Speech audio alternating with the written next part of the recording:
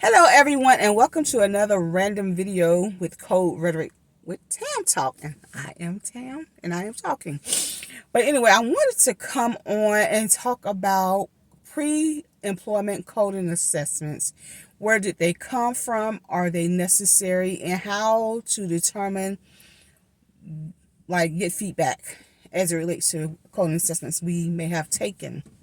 And so I'll be sharing, again, my personal experience and my personal perspective when it comes to coding assessments.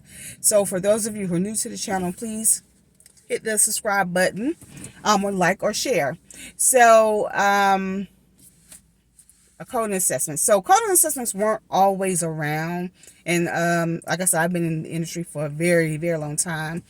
The coding assessments weren't always around, and they aren't fairly new. They've been around for a minute, but they weren't always around. And so coding assessments were created or designed to test or assess the coding level or the coding skill of a potential coding applicant for a coding role in a coding department. Because sometimes we have people who are really good test takers on the examination, but they don't have the experience or the aptitude to actually do day-to-day coding. Right, so assessments are fair gauge to determine if a particular applicant will be a good fit for a coding department, and also it depends on what type of coding they would be doing, such as whether it's a specialty or if they're going to be able to keep up with productivity. And so assessments are more so like general, or they should be like maybe general concepts when it comes to coding. And again, these are things that you perhaps have studied for when you were sitting for your certification exam, or again, they're general questions. And so questions that a lay coder should know, right? And so so this is good. I've sat for coding assessments, and some were very easy, and some were very lengthy, and some were very all over the place and what have you. But again, so that was the initial reason for that. It's just another way to assess the aptitude or the skill set of an individual who is applying for a particular coding role. And that's fine. So my concern is, so what I'm seeing or what I'm noticing is that a lot of these coding assessments are being utilized as a form of discrimination. And what I mean by discrimination, because discrimination sounds like a really big accusational term. And it is designed, again, to weed out. Don't get me wrong. It is designed to weed out individuals, again, because we're assessing the aptitude or the coding knowledge of an individual for a particular role. But then sometimes, if we're not careful, assessments can be used to discriminate or to eliminate really good applicants, right? Because whomever is administering these coding assessments, they probably already have someone in mind for the role. So they're using it as maybe we're following proper protocol to administer the assessment, but we already know who we're going to hire for the particular role. So it's we just won't hire that person. And then the thing about it, you will not get feedback. Well, for me, the assessments that I've taken in the past, they provide feedback, whether it's right or wrong. Because here's the thing, if someone is truly, genuinely administering a coding assessment and they generally want to see you succeed, they will provide feedback, right? Perhaps okay, let's say you go for another coding role somewhere else. They provide feedback, at least give an explanation as to why you're not a candidate, right? Especially after you've taken a coding assessment. And there are also assessments where it won't allow you to explain or to provide a rationale as to why you selected a coding answer or codes for a particular question.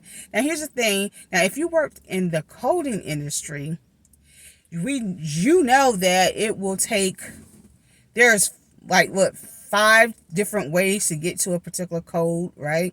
And you put 2 or 3 coders in the same room, they're each going to give you a different approach on how they got to their particular coding or coding rationale. And so that's another thing you got to look at. Like, so my next question is, who created the assessment, right? When they created the assessment, did they have an open mind, or are they basing it on their skill set? Are they basing it on a general coding concept, a coding general concept? Again, where there's going to be some strong individuals who, and then some ones who are in the middle, and then there are some who are brand new to coding. So is the assessment designed as such, right? And again, if you are creating an assessment, or if you're taking an assessment and you're not providing feedback, how will the individual know whether or not, I don't want to say that they're good. Like, for me, if I was an employer, this would be my opportunity to provide education, and this is the educator and the auditor coming out for me, because I want people to win. You may not be able to win with my organization, but at least let you know what areas you may want to focus on. Maybe if you're going to come back to my organization and apply for a coding role, or maybe you want to go somewhere else and apply for a coding role, or maybe your coding skills aren't as strong as you thought they were. And don't get me wrong, I'm not saying all coders are going to do well on coding assessments all the time. No, I could even speak for myself. I don't do well on coding. Well, yeah, we're gonna leave it at that. I'm not perfect. I don't proclaim to be a perfect coder. Okay, so because we all have bad days. We all have our strengths in other areas of coding over other areas of coding, and that's okay. That doesn't mean that make you a bad coder. It just means that that particular role may not have been the fit for you. But again, that goes back to, are you really a good coder or not? Because here's the thing: if you don't receive feedback on why, or the areas in which caused you to fail an assessment or not to do well on an assessment, how are you going to know if you're a good coder or not? So that's the importance of feedback, right? Now, as someone who actually created assessments, who actually created curriculums or what have you, now if I were to go and sit for an assessment, it's like, how can I fail an assessment that I actually created? You see what I'm saying? So there again, there's where that discrimination comes into play. And it's not fair to those who are new to coding. It's not fair to those who've been in coding and have some experience. It's not fair for those who are experts in coding. Again, so I always ask the question, who is the individual creating the assessments, the code, the pre-employment assessments? You should have I would say a panel of people with varying levels of coding experience, and then your coding assessment should be gauged for a general concept of coding, not just a specific area. Don't get me wrong. If you are applying for a specific or specialty coding role, yes, just keep in mind you are going to get some questions that are specific to that role, but the questions shouldn't be so in depth that is over your head, right? That is over your head. So it should, when someone creates an assessment, they need to keep in mind that there are going to be new coders, beginning coders. There are going to be coders who have some experience, and there may be some expert coders in applying for these roles as well. So you want to make your assessment where it will fit across the board, right? It should fit across the board. But again, I don't know. That's just how I would do it. And then I would provide feedback, because again, I want to see people win. I want people to know what their areas of strengths as well as their weaknesses are. Yeah. So what else are we going to talk about? Assessments. So are they necessary? Yes, assessments are necessary. Not all roles require an assessment. Okay. Some people do actually look at the resume. Let me repeat that. Some employers do look at the resume, right? And your resume speaks to your experience and your roles in the coding industry. And also, I will add that coding assessment shouldn't be a professional school examination, a final exam. Now repeat that. Coding assessment shouldn't be a final exam or similar to a final exam of someone in professional school like medicine. Okay? I've seen assessments that take almost 4 hours to complete, and then you don't provide feedback. And it's a challenge. Just the time frame in itself will cause anxiety. For me, it will. Anyway, it will cause anxiety. Again, this is another, to me, I feel like it's another mechanism to weed out potential applicants. But coding assessment shouldn't be as strenuous as exams for like someone in professional school, like, again, such as medicine, like a doctor. It shouldn't be that complex. Again, you're just assessing a potential applicant's coding experience. It shouldn't be too deep. And that's why I always say, again, when you're creating an assessment, especially a coding assessment, one, you should have, again, multiple people involved in the creation of that assessment. It shouldn't be just one individual, because, again, that individual, one, may have never created an assessment and don't know how to create an assessment. And then 3, they are creating the assessment based on their skill level, their knowledge base. And they don't understand the concept that all individuals or all applicants aren't on that same level. They don't think like that individual think. They haven't experienced coding in the way that, say, the creator of the assessment has experienced coding. So again, we have to be mindful when we're creating one curriculum, when we're creating, I would say even a presentation, when we're creating, and we're talking about assessments, that we have to keep the general audience in mind when we're trying to build content or courses or anything that's going to be educating or informing the audience of information or knowledge, right?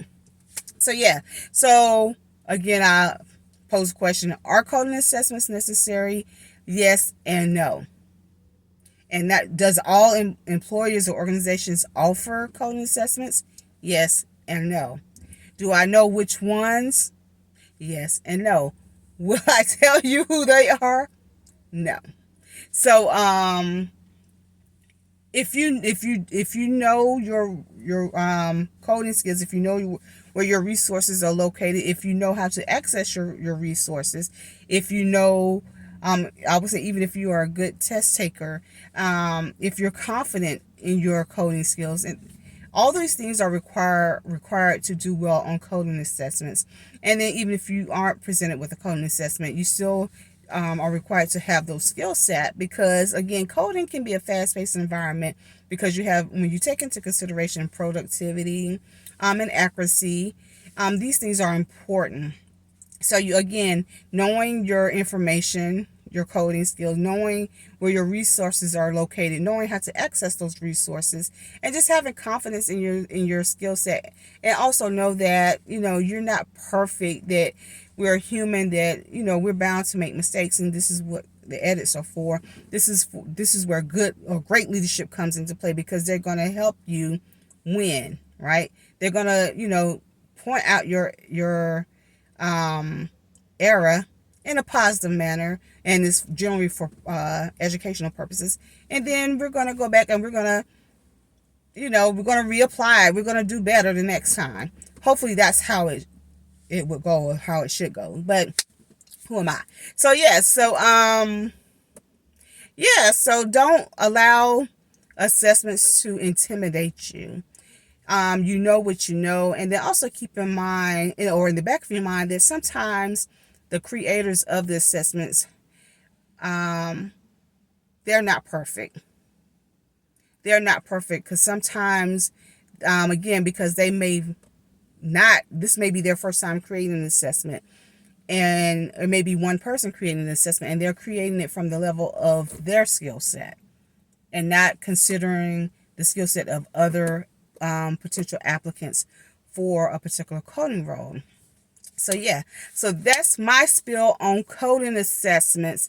So yeah, hopefully we're going to get back to some more in content as relates to coding, like, okay, the surgical coding scenarios, as well as ICD-10.